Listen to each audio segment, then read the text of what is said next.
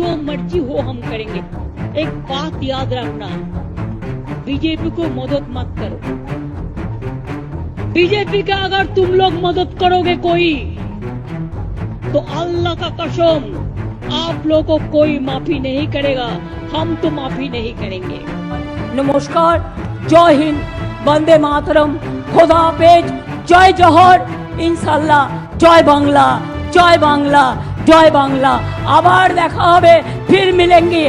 राहे गुलशन तो फूल खिलेंगे, और जो फूल खिलेंगे, और राहा तृणमूल तो फिर मिलेंगे।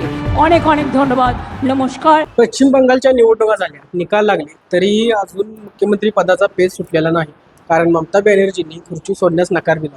शाळेत एखाद्या मुलाला त्याच्या हक्काच्या बेंचवरून उठून दुसरीकडे बसवल्यानंतर त्याची कशी चिडचिड होते, तसंच काहीच ममता बॅनर्जीसोबत झाले. ममता बॅनर्जी खुर्ची सोडायला का तयार नाहीत, संविधानाची याची काय तरतूद आहे, या सर्वांबाबत आपण आज सविस्तर चर्चा करणार आहोत. त्यामुळे व्हिडिओ शेवटपर्यंत बघा. नमस्कार, मी साजिद आणि आपण पाहताय तरुण भारत कोल्हापूर. आपल्यापैकी अनेक जणांना असं वाटतंय की राज्यपाल आणि राष्ट्रपती ही पदं कशासाठी आहेत, तर सध्याची परिस्थिती राज्यपालाचं महत्त्व पटवून देणारी आहे. जेव्हा एखादा मुख्यमंत्री बहुमत नसताना राजीनामा द्यायला तयार नसतो, त्यावेळी राज्यपालाचं महत्त्व वाढत असतं. अशा प्रकरणामध्ये राज्यपालाची जबाबदारी महत्त्वाची असते. बंगालमध्ये भाजपने 294 जागांपैकी 207 जागा जिंकत 2/3 बहुमत मिळवले. त्यामुळे भाजपकडे मेजॉरिटी आली. पण विद्यमान मुख्यमंत्री ममता बॅनर्जी यांनी पदाचा राजीनामा द्यायला नकार दिला. आम्ही वाघासारखे लढलो आहोत, MIR मुळे आमची मते कमी झाली, इलेक्शन कमिशनने भाजपचे काम केले, त्यामुळे फेअर इलेक्शन झाले नाही, असंही त्यांनी आरोप केला. त्यामुळे जर ममता बॅनर्जी जनसामान्यांचा आदर करत नसतील, तर संविधानिक तरतुदीनुसार राज्यपाल आपली कारवाई करतील. संविधानाच्या अनुच्छेद 164 नुसार मुख्यमंत्र्यांची नियुक्ती राज्यपालच करत असतात आणि इतर मुख्यमंत्र्यांची नियुक्ती राज्यपालाकडून मुख्यमंत्र्यांच्या सल्ल्याने केली जाते. राज्यपालांची मर्जी असेपर्यंत during the pleasure of the गव्हर्नरच्या पदावरती राहू शकतात. मात्र इथे मर्जी या शब्दाचा अर्थ वैयक्तिक मर्जी नाही, तर तो विधानसभेतील बहुमताशी जोडलेला आहे. जोपर्यंत मुख्यमंत्र्यांना विधानसभेचा पाठिंबा आहे, तोपर्यंत राज्यपाल त्यांना पदावरून हटवू शकत नाही. पण निवडणूक निकालानंतर हे स्पष्ट झाले की सत्ताधाऱ्यांनी बहुमत गमावले. ममता बॅनर्जी यांच्या तृणमूल काँग्रेस पक्षाकडे आता बहुमत नाही, त्यामुळे त्यांनी राजीनामा देणं ही एक संविधानिक परंपरा आणि गरज आहे. जर एखादा मुख्यमंत्री निवडणूक हरल्यानंतरही राजीनामा देण्यास नकार देत असेल, तर तो संविधानिक नैतिकतेचा म्हणजे कॉन्स्टिट्यूशन मॉरॅलिटीचा भंग मानला जातो. अशा परिस्थितीत काय होईल, तर राज्यपाल त्यांच्या अधिकाराचा वापर करतील. राज्यपाल विद्यमान मुख्यमंत्र्यांना तातडीने विधानसभेचे अधिवेशन बोलावून बहुमत सिद्ध करण्यास सांगू शकतील. किंवा मुख्यमंत्र्यांनी तसे केलं नाही, तर राज्यपाल स्वतःच्या अधिकाऱ्यांचे अधिवेशन बोलवू शकतात. ममता दिदींकडे बहुमत नाही हे स्पष्ट झालं असूनही त्या राजीनामा देत नसतील, तर राज्यपाल आर्टिकल 164 अंतर्गत मिळालेल्या अधिकाराचा वापर करून मंत्रिमंडळ बरखास्त करू शकतात. भाजपला बहुमत मिळालेलं असूनही सत्ता हस्तांतरण होत नसेल, तर पक्ष गप बसणार नाही. भाजपचे नवनिर्वाचित आमदार आपल्या नेत्याची निवड करून राज्यपालांना भेटून सरकार स्थापनेचा दावा करू शकतात. त्यांच्याकडे असलेल्या आमदारांच्या सह्यांचे पत्र राज्यपालांना देऊ शकतात. याशिवाय राज्यपालांच्याकडे आणखीन एक अधिकार असतो, तो खूप कमी वेळा राज्यपाल वापरत असतात.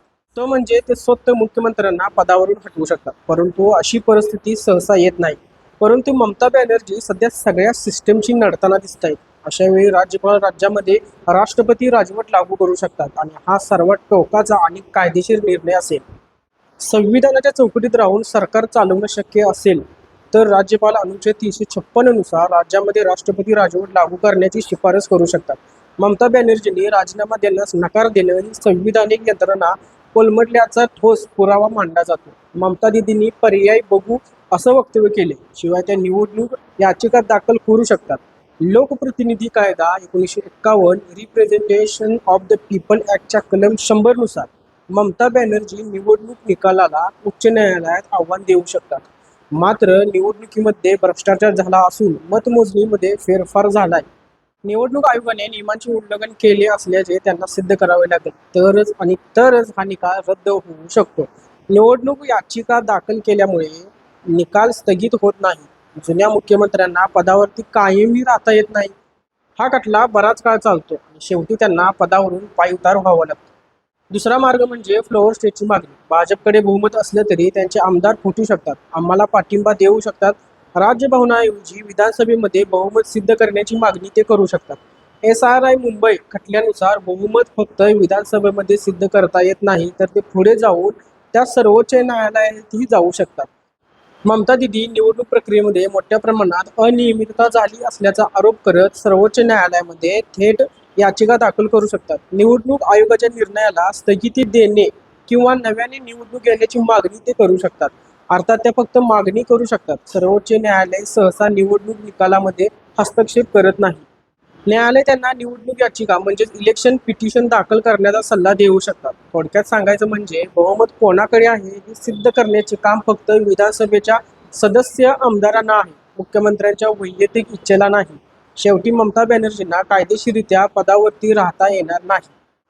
बहुमत नसल्यास त्यांचे सर्व निर्णय बेकायदेशीर ठरतील. राज्यपाल नवीन बहुमतातील पक्षातील नेत्याला शपथ घेण्यासाठी बोलवू शकतात. कोणत्याही व्यक्तीची इच्छा संविधानापेक्षा मोठी असू शकत नाही. लोकशाहीमध्ये जनता जनार्दन असते. जर जनतेने हा बदल स्वीकारला असेल तर नेत्यांनीही स्वीकारावा लागतो. ममता बॅनर्जी यांचा नकार हा तात्पुरता असू शकतो, संविधानापुढे तो टिकू शकत नाही. ममता बॅनर्जी यांच्या नकाराबद्दल आणि पश्चिम बंगालच्या संपूर्ण राजकारणाबद्दल तुम्हाला काय वाटते हे आम्हाला कमेंट सेक्शनमध्ये नक्की सांगा. अशाच नवीन आणि ट्रेंडिंग व्हिडिओसाठी तरुण भारतच्या यूट्यूब, इंस्टाग्राम, फेसबुकला फॉलो करायला विसरू नका.